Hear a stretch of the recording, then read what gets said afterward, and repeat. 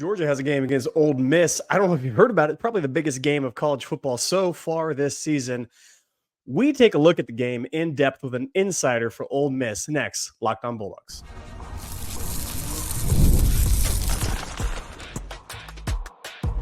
You are Locked on Bulldogs, your daily podcast on the Georgia Bulldogs. Part of the Locked On Podcast Network, your team every day. Welcome back, everybody. This is Locked On Bulldogs, part of Locked On Podcast Network, your team every day.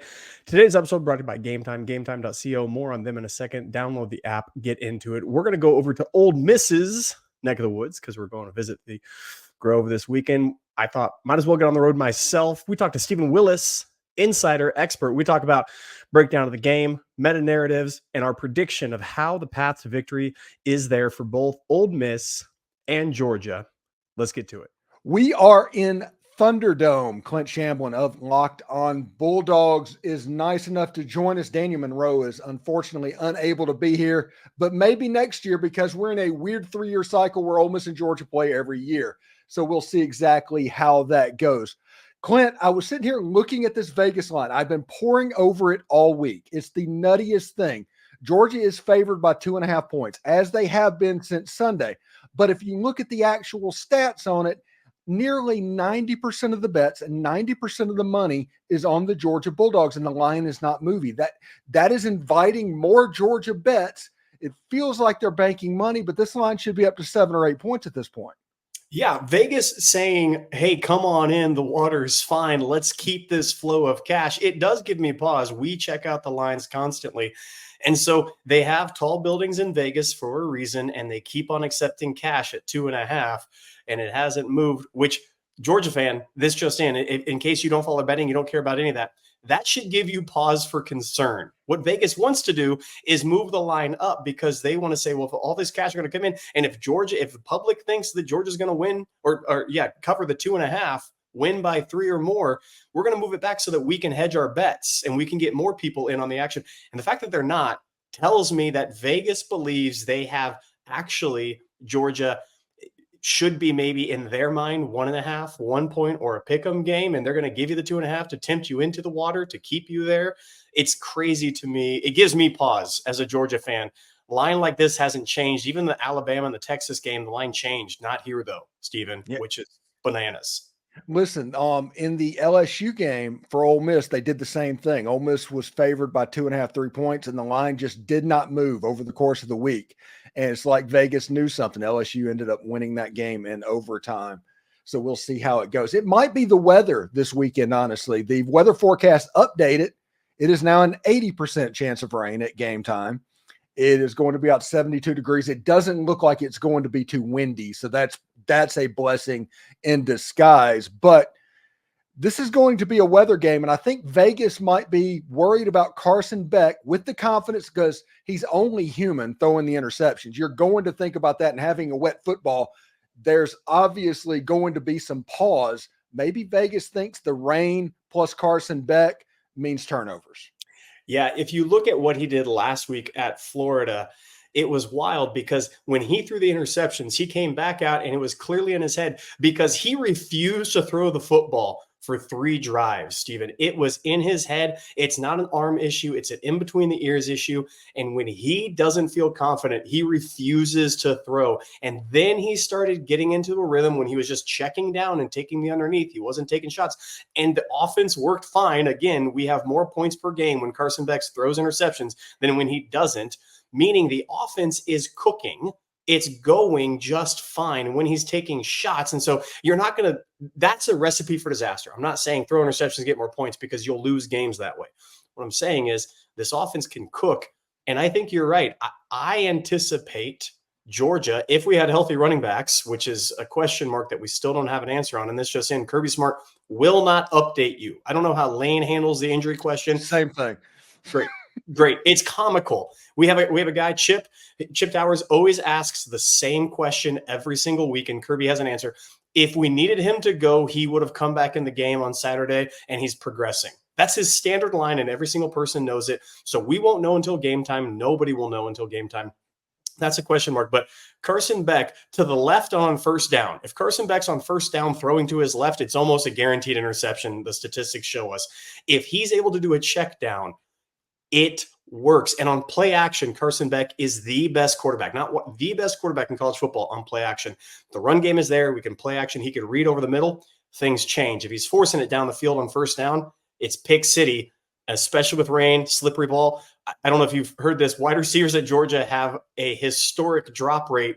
Water and on the ball and on the gloves should fix all of that too, right, Georgia fan? No, it's going to be worse.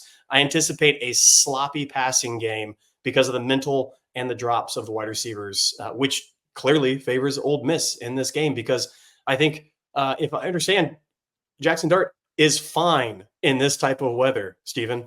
Yeah. He went in 2022, Ole Miss ended up actually losing this game, but he had a game against Mississippi State where he was 30 for 40 for 350 yards in a monsoon and led a 99-yard drive to score what would have been the tying touchdown if they would have got the 2-point conversion. It was kind of the arrival moment for Jackson Dart to let everybody know. It's like, hey, this guy is a little bit different.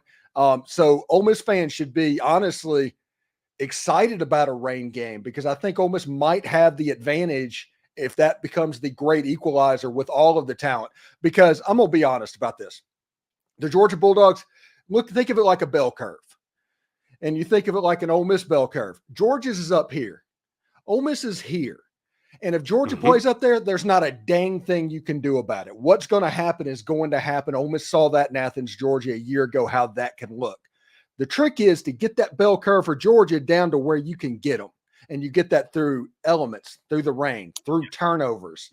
And if you can do that, you have a chance to knock off this team, because Brock Bowers isn't walking through that door. There is no Ladd McConkey. The running game, there's no Kendall Milton. Carson Beck is struggling because those weapons are gone. This is still a supremely talented team loaded with 4- and 5-star players, but this isn't the 2023 Georgia Bulldogs.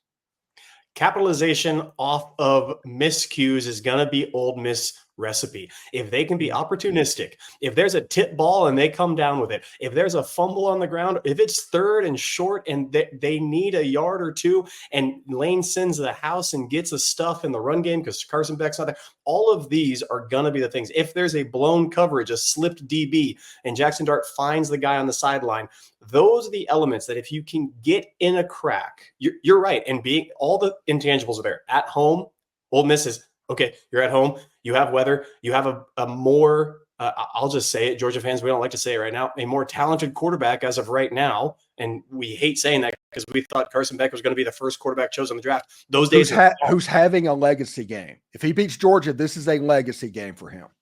Lane Kiffin saves his entire season. There's playoff chances. There's playoff hopes. I mean, this is the pivotal moment for Ole Miss, 100%. The tide of emotion is riding high on Ole Miss. Now, we might talk about this a little later and some meta narratives, but Ole Miss fan, that's good for you to feel, and that's good for the players, and that's good for Lane. It just so happens that when Kirby Smart has that narrative, he plays up. It happens. And that bell curve, this is Georgia's red zone defense against teams. The points, yards per play, and the success rate. Against Clemson, 1.1 yard per play in the red zone on defense, 25% success rate. Alabama, 4.4 yards. That's not a passing team. That's a running team. Auburn, 2.1 yards per play.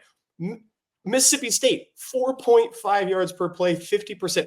All of a sudden, you play Texas, 0.9 yards per play, 14% success rate in the red zone. Clemson and Texas are the best defensive performances. Why? Because Kirby got them up here and played well.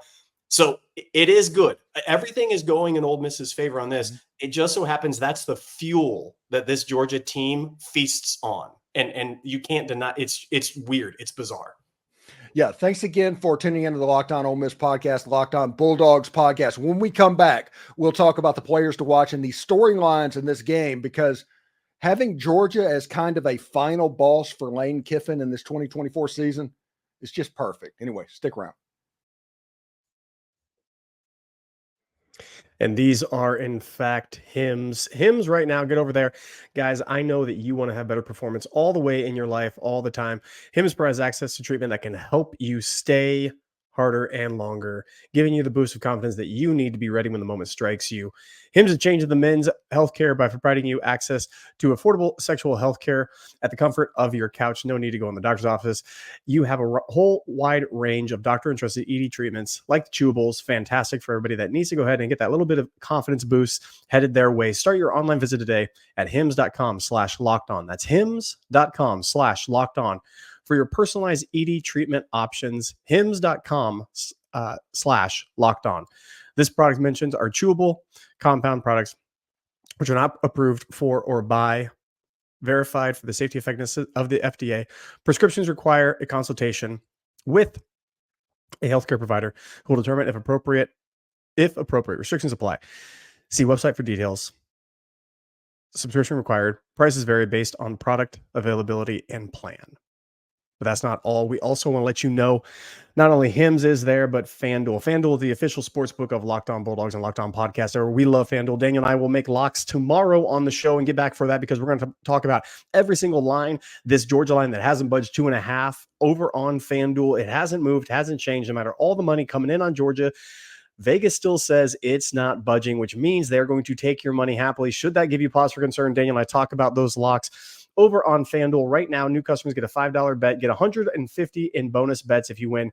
FanDuel apps gives you everything that you need. So when you have the hunch in the middle of a game, you can check out the latest stats, view, play-by-play, and so much more in the same place that you make bets. You started with $150 in bonus bets if you win your first $5 bet. FanDuel.com. Never waste a hunch. Make every moment more with FanDuel, the official sportsbook partner of the NFL. All right, we are back in Thunderdome. Stephen Willis from Locked On Ole Miss, Clint Shamblin from Locked On Bulldogs. This Ole Miss Georgia game is going to be absolutely nuts. There's going to be 500,000 people in Oxford. You're not going to be able to walk through the Grove. There are probably RVs with Georgia flags on them in the campus at Ole Miss right now as we speak. This is going to be a really fantastic game. And honestly, if we're just going to be real about it, if LSU and Alabama didn't have the reputation they have, the Ole Miss and Georgia game probably is the better game. That's exactly right. The trademark kind of logo right there, Alabama LSU is the thing, but this is the marquee game. And dare I say, we thought it was Texas, Georgia was going to be the marquee game of the year. Texas has a path to the SEC championship that it didn't matter what happened to the Georgia game for them. They had an easy schedule, and the only thing remaining is Texas A&M, and that A&M game, they better win because A&M doesn't look as good as they once did. This right here is make or break for both teams. Ole Miss can, again, salvage an entire season and coast on it. They catapult up the rankings with this. Now you're looking at an SEC team that has a clear path to the playoffs. They win. And so this is the marquee game. I completely agree of the season so far. Yeah, and it's a situation where Georgia beat Ole Miss a year ago, 52-17. And after that game, Lane Kiffin said, hey, we have got to do this and we have got to do that. And their whole transfer portal plan, going out and get Princely and Monmiel and Walter Nolan, all of those guys were a direct result of the Georgia football game from a year ago. This is like a road in West Texas where you see the headlights coming like 15 miles down the road. Ole Miss fans have been looking at this Georgia game from the moment they walked off the Peach Bowl field against Penn State. That's exactly right. This has, again, if you look at the makeup of the game and how Georgia prepares for games like this, is Kirby Smart will say inevitably, and this was the bye week. He hinted a little bit. Bye week before Florida, he said we focus on Florida, but it gives us a chance to look ahead to Tennessee and Ole Miss. He made no qualms. He even stated it. And so each time he comes out and say, hey, we play the next team in front of us, play the next team in front of us. He can say that to the media all he wants, but he did let it slip. By week, he was starting to prepare a little bit. And this is classic. Kirby, defensive-minded, motivational guy, Jimmy's and Joe's against Lane Kiffin, who's X's and O's genius on offense. I will say this again. Lane Kiffin, to me, he's a head coach, but he's the best offensive coordinator in the entire nation right now. And there's no problem I have with saying that Chip over at Ohio State is not it. Lane Kiffin puts people in positions where he can call his shot if there's a mismatch. Now, Georgia, it's going to be interesting to me because I think they're going to man up again. Georgia doesn't shy away from their strengths. They're going to man up. They might go zone if Ole Miss changes a game plan a little bit. We have both safeties back for the Florida game. I think there may be a little look ahead, possibly, but as cocktail party things got weird. Safeties are back in play for Georgia from the beginning of the game. We're going to have all coverages. Before we went vanilla in that because we had 2 unproven, untested safeties back there, really young, really raw, no snaps. Now we get Dan Jackson back. We get Malachi Starks. We get KJ Bolden. We get Janelle Aguero. Those are pivotal pieces within this defense. Kirby's, the star position is the most important position. Inside linebacker, okay, maybe, but the star position makes or breaks. If you look at how Kirby's set up for this game, this high beam's coming at you. Yeah, he knows, and he knows an offense like Lane Kiffin. They're buds. They talk. They chat. Can Kirby come up with a system again to beat Lane's X's and O's with Kirby's Jimmy's and Joe's? Listen, one thing that is very underrated at Georgia is Kirby and the Georgia defense ability to adapt. Lane Kiffin is going to come out and have a fantastic script, and he might go down and score a touchdown on that first drive. He seemingly always does that. I think this game is a 2-script game, 2 completely different things that after the first thing, whenever Kirby adjusts, kind of look and see what's going to happen and have the second script ready to attack that. And then after that, you're going back and forth, and maybe you got a little bit of a headwind to front run a little bit in this game, because I think it will be important for Ole Miss to front run in this game, because the last thing you want to be against Georgia is 3rd and 10 or 2nd and 10 and down by a touchdown. If that is catastrophic for this team.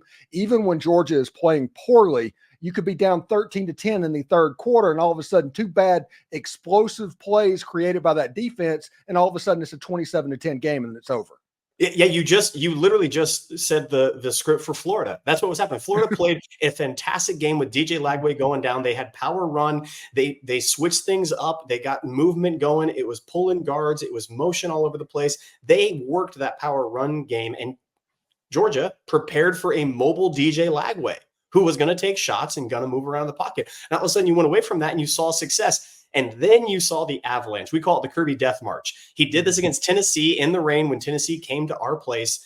And by the halfway through the second quarter, Kirby looked at the scoreboard and said, I got the points I need. I don't need anything else. Start milking that clock, boys. I know what they're going to do on offense. I know what they're going to do on defense. We have them right where we want them. Just milk the clock. And it was a Kirby Death March from the second quarter into the third quarter, coming out of half, same thing.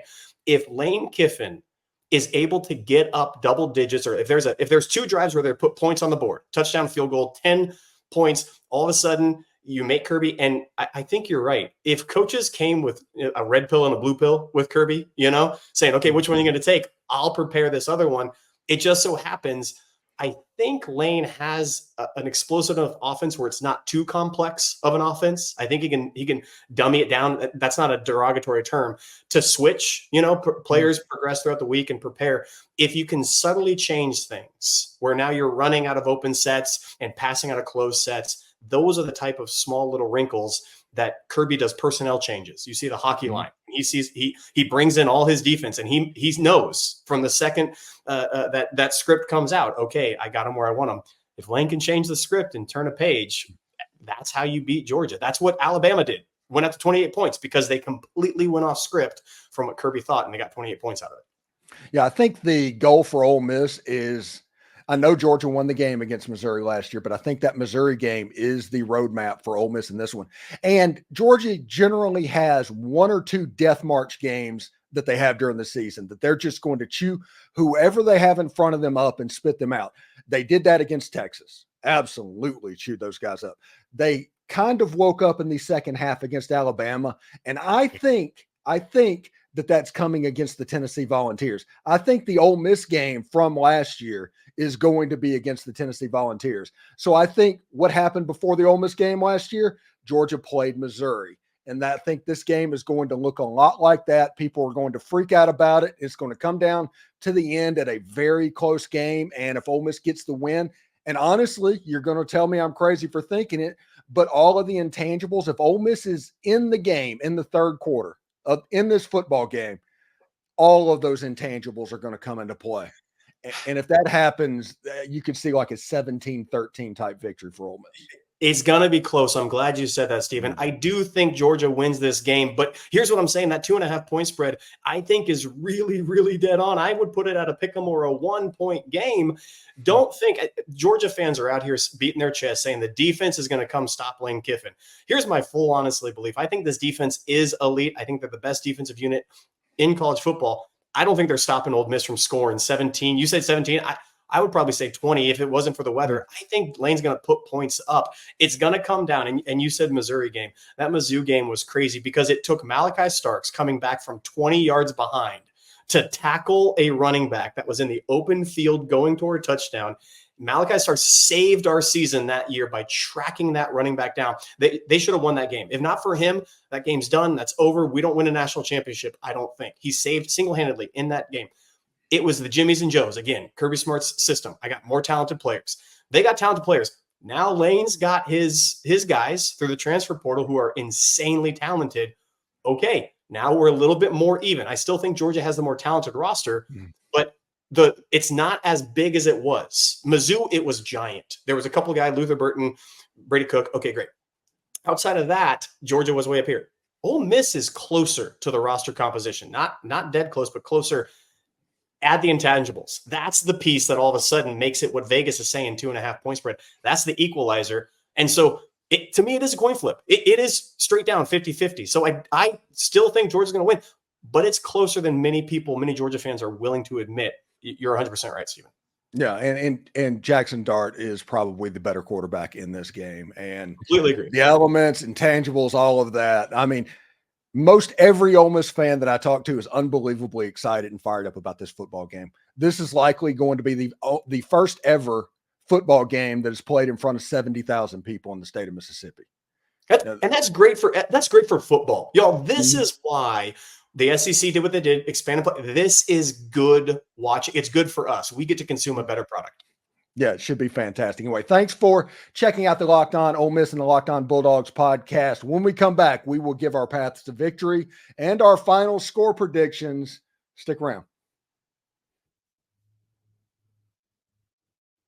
And these are, in fact, Z-Biotics. Z-Biotics is fantastic. Pre-alcohol probiotic drinks, the world's first genetically engineered probiotic. It was invented by PhD scientists to tackle rough mornings after drinking. Here's how it works. When you drink, alcohol gets converted into a toxic byproduct in your gut. It's this byproduct, not dehydration, that's to blame for your rough night. Next day, pre-alcohol produces an enzyme to break this byproduct down. Just remember to make Z-Biotics your first drink of the night. Drink responsibly, and you'll feel better tomorrow. Everybody's had those times. The Grove's going to be hopping with people eating and drinking all day at the tailgate. And if that's you, Georgia fan, if that's you, Ole Miss fan, get over there right now. Check out Z-Biotics. It's the first place that I go when I need some pre-alcohol, a try when we get to the Grove and hang out. Step 1, drink pre-alcohol. Best results, make pre-alcohol your first drink. Step 2, drink responsibly. Step 3, enjoy tomorrow. Go to zbiotics.com/lockedoncollege to learn more and get 15% off your first order when you use Locked On College at checkout. Z-Biotics is back with a 100% money back guarantee. If you're unsatisfied, they will give you the money back, no questions asked. Remember to head to zbiotics.com/lockedoncollege and use the promo code lockedoncollege at checkout for 15% off.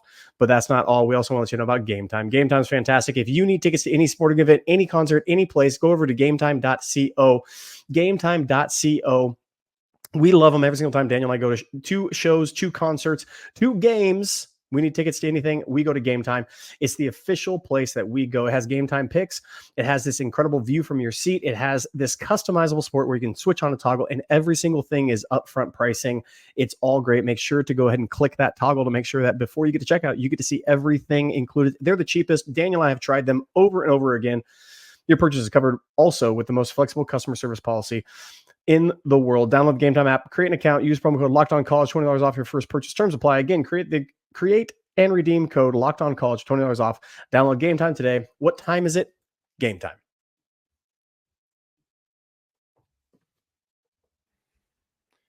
All right, we are back in Thunderdome. We are going to talk about paths to victory in this game, and there are paths to victory, and both sides have very clear ways that they can win this football game, and it's weird because Georgia is the most talented football team in the country. If Georgia shows up to Oxford and everything's clicking, there's not much you can do. You need help to win this game, period. The end of story. But if you get that help, which Georgia has shown this year, the ability to give, you have a real chance to win this game. And I think the path to victory in this game is obviously Ole Miss gets a lead early. Maybe it's a 10-3 game in the first half. That's the halftime score. For some reason, Georgia's not scoring the ball. Maybe the elements are affecting. It's 10-3, and you're able to go and you get into that third quarter. And once that happens, you get the adjustments of Kirby. They're obviously a second half team. They go down, score a touchdown, maybe kick a field goal. It's 13-10. And then it looks really similar. You might not remember this, but the 2014 Ole Miss Alabama game that they were able to win on a pass at the end and get the stop at the end of the game. I think that this Ole Miss game is going to look really similar to that Katy Perry Ole Miss Alabama game from 2014. Look, if I'm Ole Miss, I have an ear of Lane Kiffin. This is what coaches do against Kirby Smart that is so foolish. In the first half, take your points. If you get in the red zone and you're on the 15 and it's 4th and 1, if I'm an Ole Miss fan, if I'm a Georgia fan, I'm begging Lane to go for it because we're going to. 4th and 1 is a trap against Georgia. It is an absolute trap. I say bring it all day long. Every time they roll an offense out, I get excited and I stand up because I know what's coming. We're stopping them.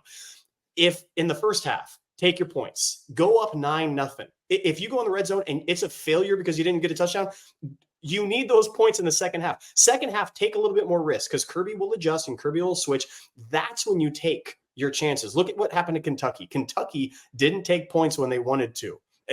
And conversely, in the second half, they punted when they should have gone for it. In the first half, take your points. Second half, take your risks because the onslaught is coming and you need to go blow for blow. It's kind of like that old axiom.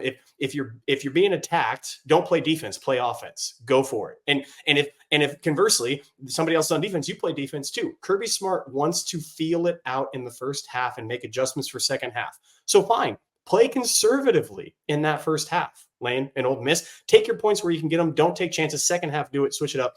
I think that is Ole Miss's path to victory. The second thing that I will say is if the corners are playing a great game, because Georgia, Carson Beck will give the ball away. The corners will give up yards in certain games. They've played poorly and they've risen to the challenge and they played excellently. If the corners are on and you're taking shots and they're not there, Ole Miss, don't keep taking those shots. That means they're on. Soften them up in the middle, go to the run game, and then take your shots. That's how you I'm giving you the recipe, Kirby Smart's defense. That's what's happening there because you saw it in Florida. Malachi Starks gets sucked up on the play action. All of a sudden, 40-yard bomb after the interception from Carson Beck, touchdown. There it is right there. For Georgia, the path to victory is I don't know about interceptions. People say, well, Carson Beck has to take care of the football. We've been winning in spite of that, which is crazy. This boggles every football IQ in the world. Yep, there's the bell curve again. It is. It's true. What I think Georgia must do, and Kirby's being forced to do it, we're getting Dwight Phillips, we're getting Nate Frazier into the rotation because ETN is hurt. Cash Jones needs more rushing. And all of a sudden, the offensive line, I think, is the best offensive unit for Georgia. Now, I think it just so happened to coincide. I don't know, Steven, you tell me. The defensive line of Ole Miss seems like the most predominant unit of that defense. They are good, havoc wrecking. I think this is the best defensive line that Georgia's played. I don't disagree. And we played Alabama, who's not very good. They're like something like 11th or 12th in the SEC in rush defense. Texas's defensive line was not formidable at all. Carson Beck had plenty of time. He just got rattled. This will be, and it's coming at a time in which the O-line for Georgia is the healthiest it's been all year. Tate Ratledge back, Micah Morris getting rotation. Ernest Green had his best game so far, giving up no pressures on the left tackle side, and Xavier Truss looks nasty at right tackle. So the offensive line is the best it's been and the best unit going against strength on strength. There it is right there. Can you take shots at the wide receiver? Can Georgia's wide receiver hold on the football? And can you establish the line of scrimmage 2 yards from where it starts? That's Georgia's path to victory. Yeah. Ole Miss is number one in the NCAA in sacks by about 5 or 6 right now. Georgia's given up 10 on the season. Nobody is really getting to Carson Beck. That's the weird thing about his interceptions. And outside the state of Georgia, he's really struggled. He's only had like 4 or 5 touchdowns and 9 interceptions. So if you can put pressure on him, get him off of his spot, and the weather being inclement, I think that is a recipe. But I think that Georgia is going to try and run directly at Ole Miss's defensive line, the same thing they did last year.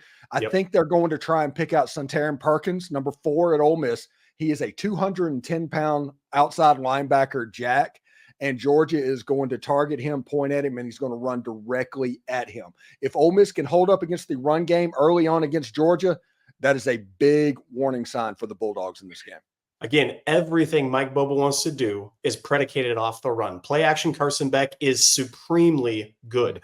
The run game established. Kirby Smart will say it's the trenches. Like he is Bill Belichick and Nick Saban. I know nobody likes to admit that, but Nick Saban's the GOAT. Bill Belichick's the GOAT. Bill Belichick said, I'm going to take your best player and I'm going to remove him. I'm going to make you one-dimensional. Kirby Smart makes people one-dimensional. And so if there is success on the run, he's going to keep it going because Mike Bobo is going to set up the pass off of that. And if there's a weakness, if there's a light framed outside linebacker, you better believe Kirby's pulling his Xavier Truss out there. Little crack with Urosic. The tight ends for Georgia played their best game against Florida. You might see a little come down, a little H off the line, reach him, and then let Dwight Phillips, who probably gets a lot more play in this game with his speed, get on the outside. We saw this. This is what Kirby did when you go to Jordan-Hare and you play Auburn with Jake Fromm and Stetson a couple times. We got blown out early on going to Jordan-Hare. And so I think Stetson may have had like 9 pass attempts or Fromm had 9 pass attempts in a game there. And we just said, we're going to run it all day long and win that way. He has no problem adjusting. Kirby doesn't like beauty points. So he will win any type he get, ugly, nasty, dirty, 13-9, and he wins. He doesn't care. He's on to the next game.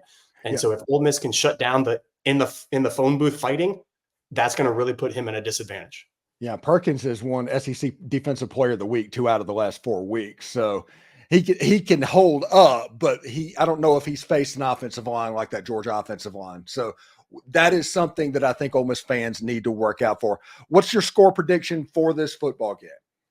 You know, Steven, I came out saying the first 1 to 30 wins, and then all of a sudden I started looking at the weather reports. I started looking at how this game's going to go. I do think it's much more like Tennessee at our place, but we're on the road this time. And so if I was looking at how Kirby does this, I'm going to alter my prediction. It's going to be 21-20. I think there's going to be a late drive. Ole Miss is going to have the ball in the 4th, driving down and get close, and it's going to take lane decision mode.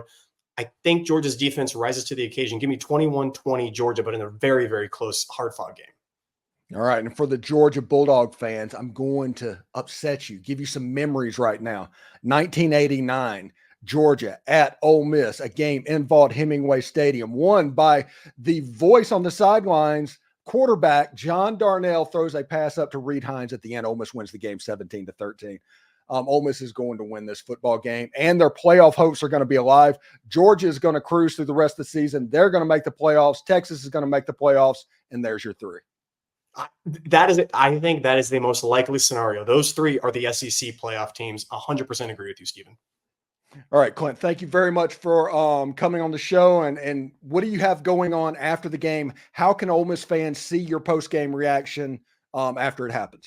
Look, Ole Miss fans, if you wind up winning, come on over to the Overreaction Show. We don't hold anything back. We are for fans, by fans, and so we overreact, and we will emote a great deal. And so you will get to rub it in our face in the comments all day long. Saturday after the game, we go right to YouTube. We go right to audio, and we are on there the whole time. It's our favorite episode of the entire week, the Overreaction Special, right after the game ends. Get over there. It'll be posted, and you can mock us relentlessly. And by the way, we stay in the paint. We take it. We will interact with you, and we will give you your flowers. So if you wind up winning, come after us. We're here for it. And Georgia fans, about 60 minutes after the game, I will be going live with my instant overreaction, and I will be either elated or devastated. You can count on that. And once again, you can play in the comments and let me know how big of an idiot I was for thinking that I could win in the first place. A lot like Chris Marler was on the SEC Squad show that everybody's going to see a little bit later on. That was pretty good. We actually had a discussion about how Ole Miss fans were either Jaces or Chads, but you'd have to watch the SEC Squad show to figure out about that. Yeah, but Clint, thank you so much, and good luck this weekend. And if you're traveling around, safe travels, bud. Hey, same to you.